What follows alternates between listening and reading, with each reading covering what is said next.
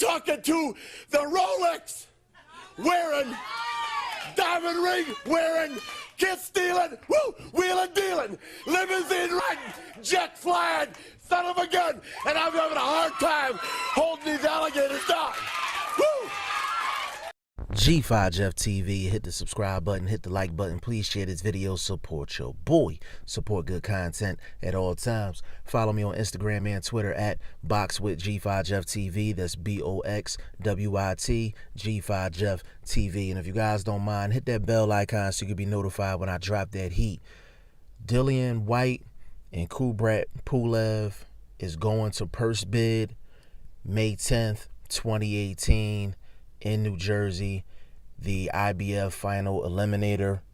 Now, this has got lost in the shuffle because of this whole WBC, Dillian Whyte getting ordered to fight a final eliminator against Luis Ortiz, and somehow the number 2 guy, Dominic Breazeale, is not the one that has to fight the final eliminator, and he's the one that gets the actual title shot against Deontay Wilder, and it looked like that's going to go down this summer unless Deontay Wilder and Anthony Joshua can actually work something out for a unification fight. Now, I've dropped videos previously saying that Dillian Whyte had options. He had a lot of options, and it was really up to him how he wanted to approach those options. If he wanted to approach it from a strategic and business standpoint, or he wanted to approach it in terms of him proving that he's the best. Now, whichever route he goes in terms of who he's the mandatory for, whether it's Deontay Wilder or Anthony Joshua, he's going to be the underdog. The odds is going to be stacked against him, and either way he turns, he's going to run into a monster. Anthony Joshua is a monster. Deontay Wilder is a monster. So my point with Dillian Whyte was basically, if you have to fight a monster, why not fight that monster for all of the belts except for maybe one belt if it was Wilder, or 3 belts if it was Anthony Joshua. He went off on the WBC about that issue, and understandably so, because the WBC, what they did made absolutely no sense. But like I said before, Dillian Whyte has options, and the IBF and Kubrat Pulev is another option. So May 10th, purse bid in Jersey. It's going to be interesting to see who wins that purse bid. I would assume that Eddie Hearn would win the purse bid, but you know, who knows? Who knows? You never know with these purse bids who's going to be putting in a bid for the fight. Now, they could still come up with a deal. They could still come up with a deal at the end of the day. And if this fight between Dillian Whyte and Kubrat Pulev actually comes off, if Dillian Whyte wins this fight, then that makes him the mandatory for the IBF. And this is why I was saying Dillian Whyte shouldn't be tripping. He really shouldn't be tripping from a business standpoint or a strategic standpoint. He really shouldn't be tripping, because if he wins the Pulev fight and he becomes the mandatory for the IBF, if Wilder and Joshua happens and Wilder wins, then he's the mandatory for Wilder. So, and then he would be able to go after all of the belts in one fight.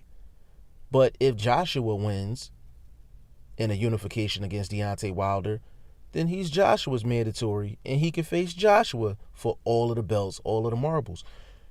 For as much as Dillian Whyte has been going off about the WBC, Dillian Whyte is in the best position out of damn near anybody in the heavyweight division. He's in the best position.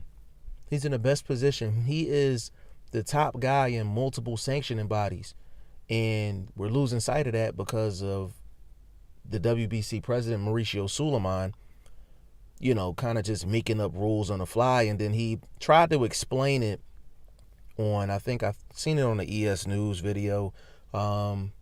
Big shout out to ES News. They've been doing it big for a long time. But they were trying to explain, he was trying to explain how he came up with that conclusion in terms of Dillian Whyte, Luis Ortiz, and Dominic Brazil. And I mean, after he got done, I probably was more confused because he actually had time to think about that explanation, and that's what he came up with. So it was just funny for him to try to dance around the issue.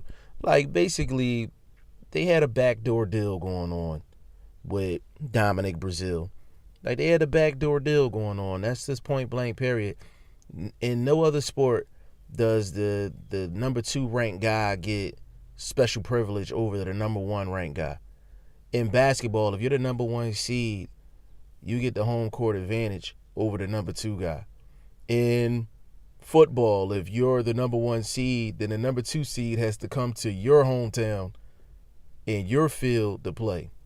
In baseball, if you're the number 1 seed, the number 2 seed has to come over to your field and play the first 2 games. You have the most home games. Like boxing, this is the only sport where the number 2 guy actually gets more privilege than the number 1 guy. But that's what makes the WBC issue so silly. But we're going to leave it there, and we're going to cap it off there. Dillian Whyte, Kubrat Pulev. It's a good fight. I expect Dillian Whyte to win that fight. I'm a bigger fan of Dillian Whyte than other, I would say, Americans by far, but I think he is definitely skilled. He's been through his wars, and he's a really, really solid heavyweight. Really solid heavyweight. And I just want to see him in there against really good competition going forward, no matter who it is. But y'all let me know what y'all think in the comment section. G5F TV, hit the subscribe button, hit the like button. Please share this video. Support your boy. Support good content at all times. I appreciate y'all. Peace.